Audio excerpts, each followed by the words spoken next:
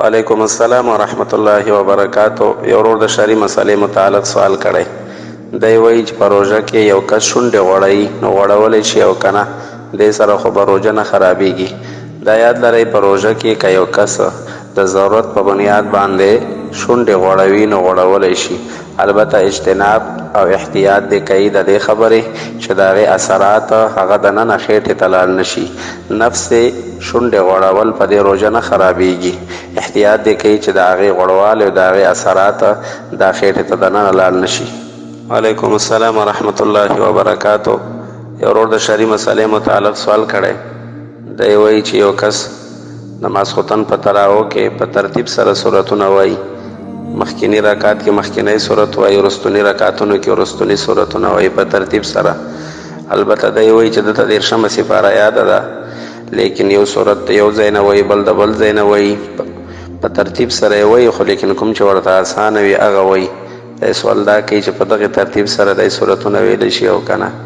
او دا یاد لرئ په دغې ترتیب سره دی سورتونه ویلی شي چې کله دی په ترتیب سره سورتونه وایي، ولو که په منځ کې څه سورتونه پرېږدي او چې کوم ورته اسانه وي هغه سورت بیا وایي نو ویلی شي. شرعا هیڅ قباحت پکې نشته دی. وعلیکم السلام ورحمت الله وبرکاتو. یو ورور د شرعي مسلې متعلق سوال کړی. دی وایي چې په موبایل کې قرآن کریم دا اچوم او په موبایل کې قرآن کریم را سره وي، نو کله تلاوت کوم یا په ګاډي کې. دی وایي دغه طریقه شرعا درسته ده او که نه. او حالا کې دی وایي په موبایل کې مې هم نشته دی، څه خلاف شرعه شیزونه هم پکې نشته دی. دا یاد لرئ دا مسله مخکې مونږ په وضاحت سره بیان کړې وه چې موبایل کې دا څیزونه اچول چې هغه د شریعت خلاف وي په هغې دی ګناهګاریږي. البته که یو موبایل د داسې څیزونو نه صفا وي او په هغې کې قرآن کریم دی اچوي، نو بیا د قرآن کریم بې ادبي او بې حرمتي نه راځي. قرآن کریم پکې اچولی شي او د هغې تلاوت هم کولی شي.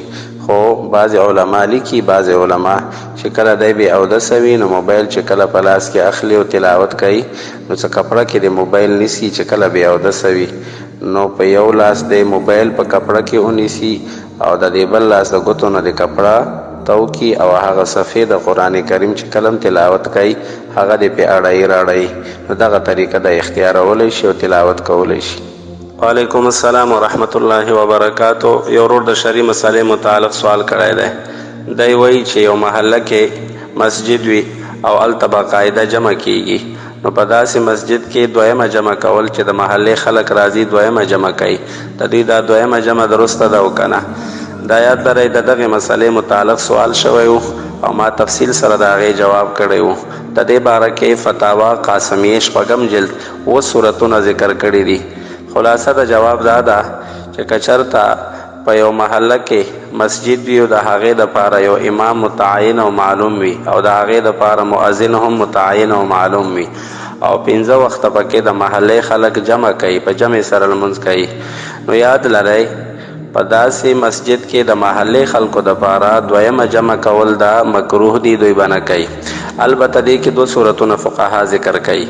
که دا دویمې جمع والا خلک راشي دویم اذان هم وکي او د امام په محراب کې کوم ځای کې ودرېږي په هغه ځای کې دا دویمې جمع والا هم ودرېږي، نو په دې صورت کې بیا مکروه تحریمي ده، یعنی د دوی دا دویمه جمع کول د حرامو ته نږدې ده.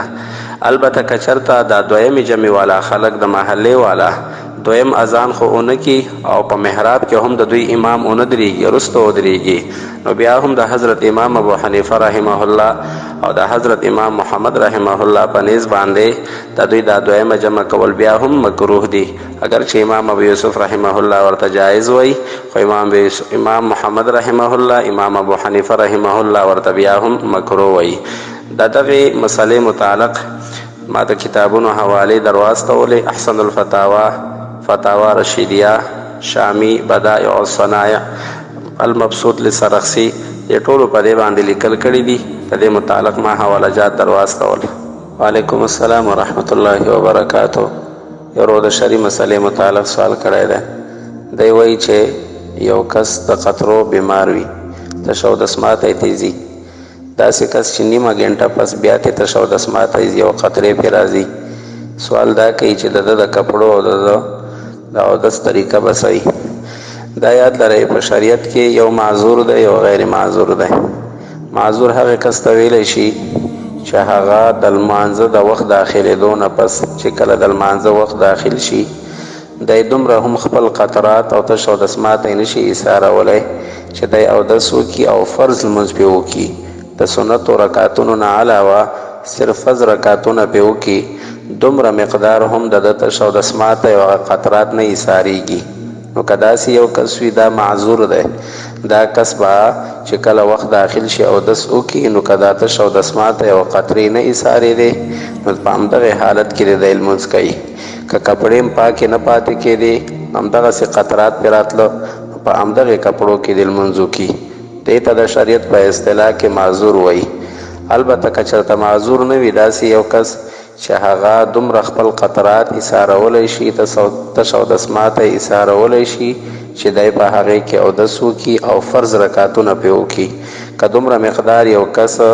دا کولی شي یاد لرئ د شریعت په اصطلاح کې دې ته معذور نشي ویلی لکه سائل په سوال کې هم همدا معلومیږي چې دا کس معذور نه دی ځکه دی په سوال کې وایي چې نیمه ګنټه پس د هغې قطرات راځي نو چې یو کس نیمه ګنټه قطرات ایسارولی شي تش اودس ماته ایسارولی شي نو دا معذور نه دی دی چې کله وخت داخل شي نو دی به اودس وکړي او خپل لمونځ به کوي خو که چېرته بیا قطرات پرې راله نو بیا دی اودس د سره وکړي دوباره دی بیا لمونځ وکړي خلاصه دا ده چې د شریعت په اصطلاح کې دې ته معذور نشي ویلی چې نیمه ګنټې پورې د ده تش اودس ماته ایساریږي نو دی به انتظار کوي چې کله قطرات بند شي نو بیا د اودس هم وکړي د هغې نه پس د لمونځ هم وکړي که کپړې ترې نجس شوي وي کپړې دې هم وینځي وعلیکم السلام ورحمت الله وبرکاتو یو ورور د شرعي مسلې متعلق سوال کړی دی دی وایي که په روژه کې یو کس الټیانې وکړي استفراق وکړي نو په داسې صورت کې د ده روژه خرابېږي او که نه